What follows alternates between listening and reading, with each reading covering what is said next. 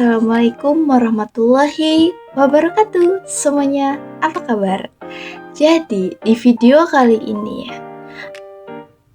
aku mau sedikit cerita tentang pengalaman di pelajaran minggu kemarin, yaitu public speaking, yang dimana menurut aku pertemuan itu cukup seru dan cukup menantang.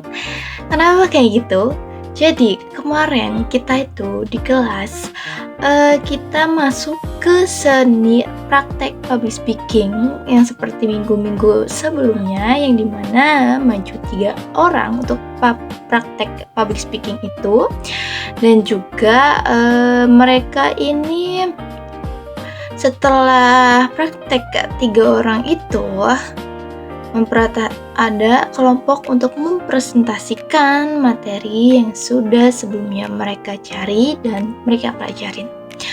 Materi yang dipresentasikan itu tentang metode dan teknik dasar dalam public speaking.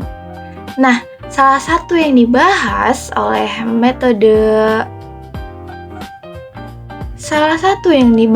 di metode penyampaian public speaking ini yaitu ternyata di dalam public speaking itu ada beberapa metode yang kita pakai. Yang pertama ada metode impromptu, yang dimana itu tuh secara spontan tanpa ada persiapan.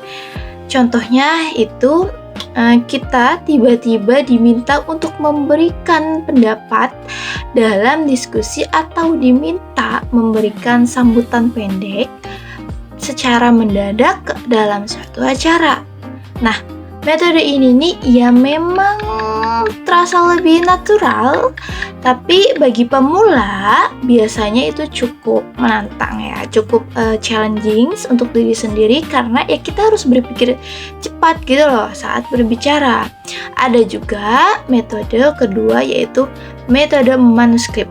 Nah, metode manuskrip ini berbicaranya dengan membaca naskah, yang dimana itu tuh sudah disiapkan secara lengkap. Biasanya metode ini digunakan juga dalam acara formal dan seperti pidato resmi, terus juga pembacaan laporan dalam acara-acara gitu kan. Terus ya kelebihannya itu ada di isi pembicaraannya, bisa lebih terstruktur, tapi ya kadang juga penyampaiannya itu tuh bisa berasanya agak sedikit kaku ya gitu, kalau emang dianya terlalu fokus untuk membaca teks begitu ya. Dan juga selain itu ada metode yang namanya metode memoriter dan juga extemporan. Nah, maksudnya di sini metode memoriter ini berarti menghafal naskah gitu, yang dimana naskahnya itu dihafal, naskah pidatonya dihafal kata demi kata, lalu menyampaikan tanpa melihat teks. Nah, kalau naskah extemporen itu, di sini naskah extemporen itu menyiapkan outline atau poin-poin penting gitu ya.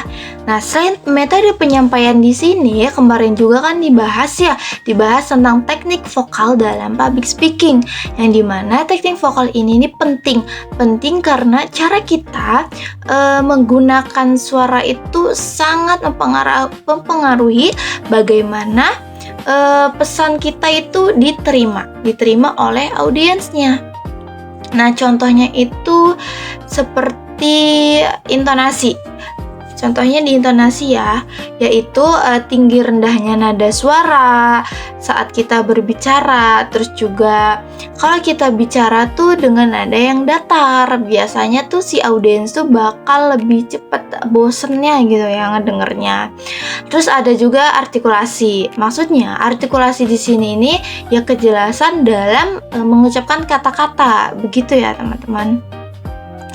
Dan beberapa cara yang bisa kita lakuin tuh misalnya tuh ya sering latihan berbicara, terus juga mempersiapkan materi dengan baik, dengan jelas begitu. Terus memahami topik yang akan kita bawakan kepada audiens, yang kita akan sampaikan kepada audiensnya.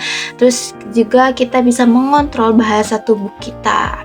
Nah, dari praktek yang dilakukan kemarin itu, kita juga bisa belajar bahwa public speaking itu tuh sebenarnya bukan cuma soal berani berbicara aja, tapi juga tentang bagaimana sih menyampaikan pesan dengan jelas dan juga dengan menarik untuk dengan menarik untuk si audiensnya begitu ya teman-teman semuanya. Oke, mungkin segitu saja. Semoga dengan latihan yang terus-menerus kita semua bisa menjadi public speaker yang lebih percaya diri dan juga lebih baik lagi ke depannya. See you next time.